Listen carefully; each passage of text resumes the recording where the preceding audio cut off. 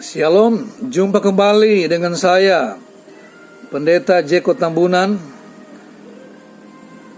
dengan bahasan-bahasan tentang penunggang kuda putih dalam Wahyu pasal 6 ayat 2. Dari buku saya 22 bukti penunggang kuda putih, saya akan paparkan kepada saudara-saudara untuk pembuktian bagi saudara-saudara yang rindu bahkan mencari siapa sebenarnya penunggang kuda putih.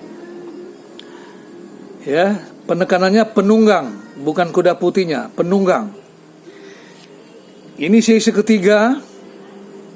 Sesi pertama adalah bukan Tuhan Yesus. Sesi kedua bukan antikris. Dan sesi ketiga ini, judul bagian ketiga adalah bukan nabi palsu.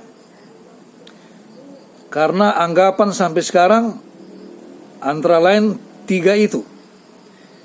Kita akan gali, buktikan pada sesi ketiga ini, yaitu bukan nabi palsu. Saya baca ayat dasarnya, Wahyu 6 ayat 2. Dan aku melihat sesungguhnya ada seekor kuda putih, dan orang yang menungganginya memegang sebuah anak panah, dan kepadanya dikaruniakan sebuah mahkota. Lalu ia maju sebagai pemenang untuk merebut kemenangan. Mungkin mirip dengan pembuktian pada sesi kedua, tapi begitulah pembuktian perlu diulang sesuai dengan kriteria yang dimaksud. Kalau mungkin pemaparan yang lain, khotbah, tidak menggali, hanya khotbah menyampaikan, saya membuktikan. Jadi tidak perlu khotbah, tidak perlu komentar. Kita fokus kepada bukti-bukti yang saya akan jabarkan. Di ayat firman Tuhan bahwa Rasul Yohanes melihat ada seekor kuda putih, dan dimanapun, siapapun, gereja apapun mengartikan itu Roh Kudus, kekuatan Roh Kudus, seperti di Sakaria dan di kitab yang lain.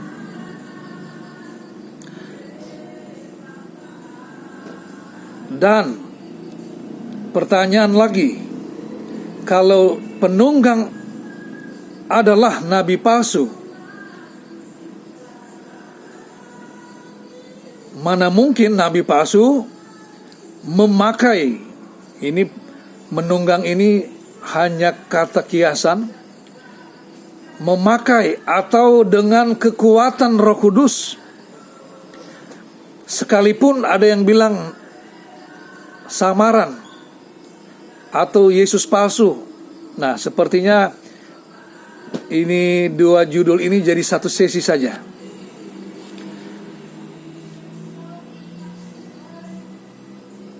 Kalau di sesi pertama bukan Yesus, dan yang sudah ikuti mungkin mengerti, dan kalau saya sekarang dengar, saya katakan juga bukan Yesus palsu, lalu siapa? Ada jawabannya. Mungkin di sesi berikut keempat kita masuk pada bukti yang benar. Jadi pertanyaan, mana mungkin nabi palsu, Yesus palsu di dalamnya, atau bekerja sama, atau dengan kekuatan Roh Kudus? Tidak mungkin. Saya belum pakai ayat-ayat yang lain. Mungkin nanti di sesi tambahan. Dan yang kedua, masuk kita. Soal waktu pengungkapan materai. Di sesi kedua saya sudah katakan, bahkan sesi pertama, materai 1 sudah terungkap. Sudah ada. Bahkan sementara. Dan kalau itu adalah nabi palsu, nabi yang mana? Mungkin di sekarang YouTube ada pendeta-pendeta atau mantan pendeta yang sudah mengajarkan terbalik, tapi belum. Bicara meterai itu global, sedunia. Jadi kalau hanya di daerah Indonesia ada pendeta-pendeta pelayan Tuhan yang murtad, itu belum nabi palsu. Meterai ini berbicara global. Dia menguasai dunia. Sebagaimana meterai yang nanti kita akan lihat siapa itu.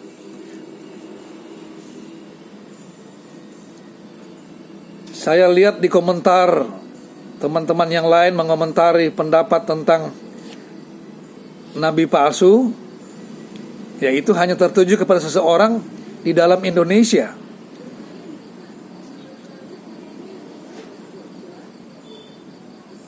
Secara waktu, meterai satu sudah ada. Siapakah dia, nabi palsunya? Tidak ada, gugur. Kemudian kita masuk kepada kata dikaruniakan. Mana mungkin nabi palsu dikaruniakan mahkota?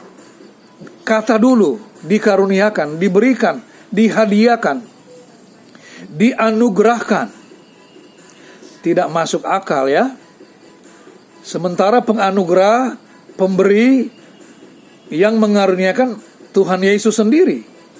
Masa dia tidak tahu itu musuhnya? Masa musuhnya penyesat diberi hadiah? Nah, dari kata karunia gugur juga. Sekarang apa yang diberikan? Mahkota. Nah, mahkota yang dia dapat adalah mahkota kemenangan. Stefano. Pertanyaannya lagi, apakah nabi palsu menang?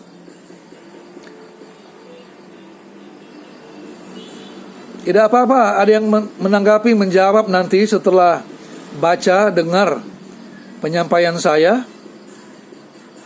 Ada ayat di mana nabi palsu menang dan dapat mahkota kemenangan. Terlalu enak dia. Dia menentang Tuhan, menentang ajaran Yesus, menentang Roh Kudus. Tetapi dia pakai Roh Kudus. Dapat hadiah. Mahkota kemenangan lagi. Untuk saya, gugur. Kita masuk pada bukti kelima dengan kata menang.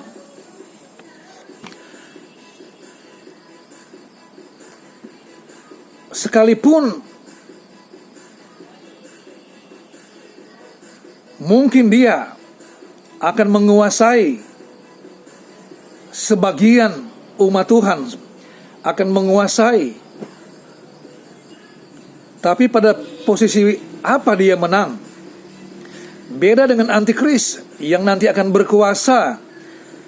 Dia akan berkuasa 3 tahun setengah. Itu pun bukan menang, tetap dia kalah. Nah lalu, kalau ini nabi palsu, menang apa dia? Pengajarannya, kekuasaannya tidak ada. Dan pengajarannya ya pasti tidak akan menguasai seluruh dunia, tidak menguasai seluruh umat Tuhan.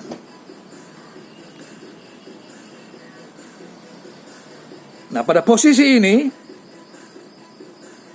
gugur. Dari kuda putih, masa meterai, dikaruniakan, mendapat mahkota, dan menang. Dia bukan nabi palsu. Bukan nabi palsu ini. Nah, bahkan saya akan tambah lagi bukti satu.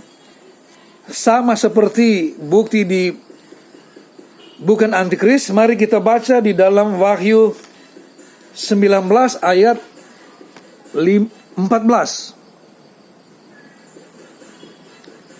dan semua pasukan yang di sorga mengikuti Dia, Yesus. Mereka menunggang kuda putih dan memakai lenan halus yang putih bersih.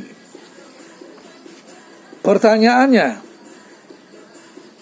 apakah nabi palsu itu bersama-sama dengan Tuhan dari sorga lagi?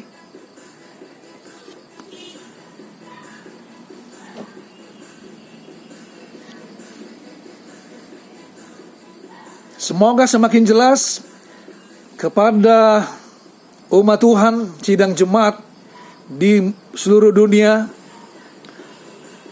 juga dosen, pimpinan gereja, pimpinan sekolah tinggi, supaya kita fokus menggali dari kata, dari segala fungsi dari waktu, supaya mempercepat kedatangan Tuhan.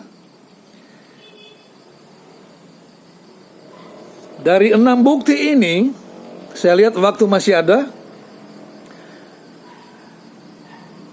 sangat jelas, sangat tegas bahwa penunggang kuda putih Wahyu 6 ayat 2 bukan nabi palsu.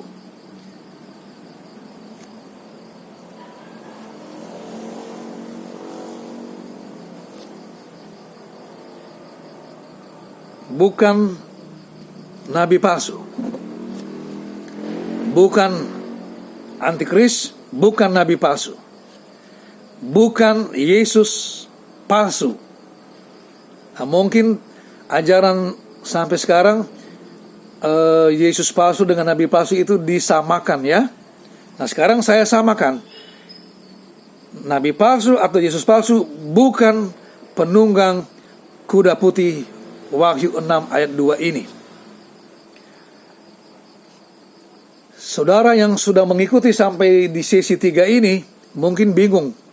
Sesi 1 bukan Yesus, sesi 2 bukan antikris, sesi 3 bukan nabi palsu, bukan Yesus palsu. Lalu siapa? Kita ketemu lagi di sesi 4. Untuk kelancaran sesi 4 dan sesi kelima seterusnya, sebab ada 22 bukti ini, bahkan lebih 22 bukti penunggang kuda putih. Kalau tiap satu sesi 4 atau 5 bukti, berarti ada 5 sesi. Nah, ini sudah sesi ketiga. Kalau 3 sesi awal bukan, mungkin sesi 4, 5 siapa penunggang kuda putih? Silakan kita simak berikut. Dan demi kelancaran siaran saya, mohon komen, like, subscribe, supaya lancar untuk saya sampaikan sesi berikutnya. Shalom, Tuhan Yesus memberkati. Sampai jumpa.